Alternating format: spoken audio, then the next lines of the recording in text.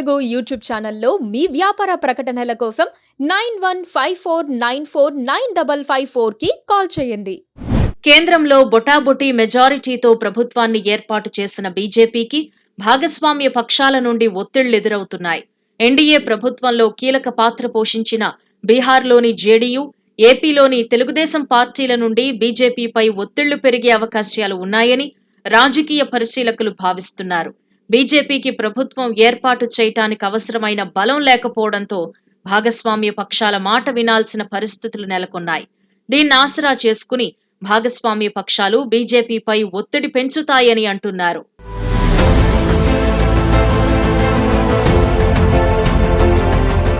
కేంద్రంలో నరేంద్ర మోదీ మూడోసారి ప్రధానిగా ఎన్డీఏ 3 ప్రభుత్వం ఏర్పాటైన సంగతి తెలిసిందే. 2014-2019 ఎన్నికల్లో బీజేపీకి సొంతంగా ప్రభుత్వాన్ని ఏర్పాటు చేయడానికి అవసరమైన పూర్తి బలం ఉండడంతో ఎన్డీఏ భాగస్వామ్య పక్షాలు బీజేపీ చెప్పినట్లు నడుచుకోవలసి వచ్చింది.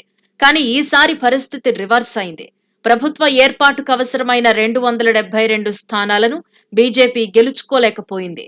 ఎన్డీఏ కూటమిలో ఏపీ, బీహార్లకు చెందిన టీడీపీ, జేడీయూలు కీలక పక్షాలుగా ఉన్నాయి. ఈ రెండు పార్టీల అధినేతలు చంద్రబాబు, నితీష్ కుమార్లపై బీజేపీ నాయకత్వానికి పూర్తిగా నమ్మకం లేదు. అయినా వారి మద్దతు అవసరం కాబట్టి మౌనంగా వారితో చేతులు కలపక తప్పదు. ఎన్డీఏ ప్రభుత్వం మనుగడ సాగాలంటే తమ మద్దతు చాలా అవసరమని అటు నితీష్ కుమార్ కు, ఇటు చంద్రబాబు నాయుడుకి తెలుసు. అందుకే ఈసారి కేంద్ర ప్రభుత్వం నుండి తమకు రావాల్సిన హక్కులు సాధించుకోవటంతో పాటు ప్రత్యేక నిధులు పట్టుబట్టి మరీ సాధించుకోవాలని ఇద్దరు నేతలు భావిస్తున్నట్టు చెబుతున్నారు. ఈ నేపథ్యంలోనే జేడీయూ జాతీయ కార్యవర్గ సమావేశంలో నితీష్ కుమార్ కనుసన్నల్లో ఓ కీలక తీర్మానం చేశారు. బీహార్కు ప్రత్యేక హోదా ఇవ్వాల్సిందే అన్నది ఆ తీర్మానం సారాంశం. 2014లో ఏపీ విభజన సమయంలో ఆంధ్రప్రదేశ్కు ప్రత్యేక హోదా ఇస్తామని నాటి యూపీఏ ప్రభుత్వం హామీ ఇచ్చింది. అయితే అధికారంలోకి వచ్చిన బీజేపీ దాన్ని అమలు చేయలేదు. ఇప్పుడు నితీష్ కుమార్ పట్టుబట్టారని బీహార్కు ప్రత్యేక హోదా ఇస్తే మాకు కూడా ఇచ్చి తీరాల్సిందే అని ఆంధ్రప్రదేశ్ ముఖ్యమంత్రి చంద్రబాబు నాయుడు కూడా డిమాండ్ చేసే అవకాశాలు ఉన్నాయి. బీహార్కు ప్రత్యేక హోదా కావాలన్నది ఇప్పటి డిమాండ్ కాదు. గతేడాది నవంబర్లోనే నితీష్ ఈ డిమాండ్ చేశారు. కాకపోతే అప్పుడు ఆయన కాంగ్రెస్, ఆర్జేడీలతో కలిసి బీహార్ ప్రభుత్వాన్ని ఏర్పాటు చేశారు. ఈ ఏడాది జనవరిలో ఆయన కాంగ్రెస్ కూటమికి గుడ్ బై చెప్పి బీజేపీతో చేతులు కలిపారు. ఇప్పుడు ప్రత్యేక హోదా కోసం ఆయన ఒత్తిడి పెంచితే బీజేపీకి ఇబ్బందులు తప్పకపోవచ్చునంటున్నారు.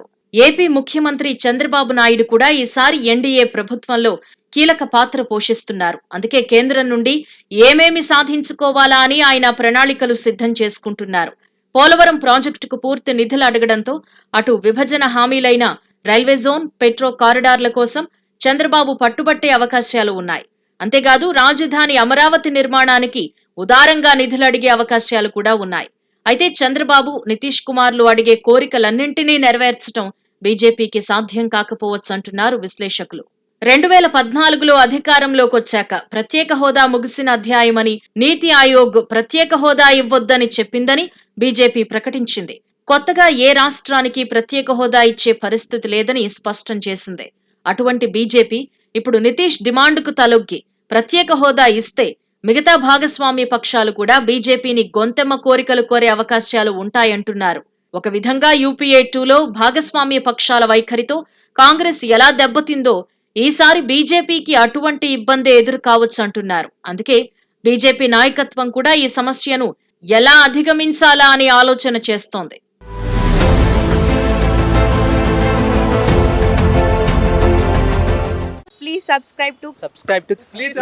Please subscribe to KTV Telugu. KTV Telugu. KTV Telugu channel.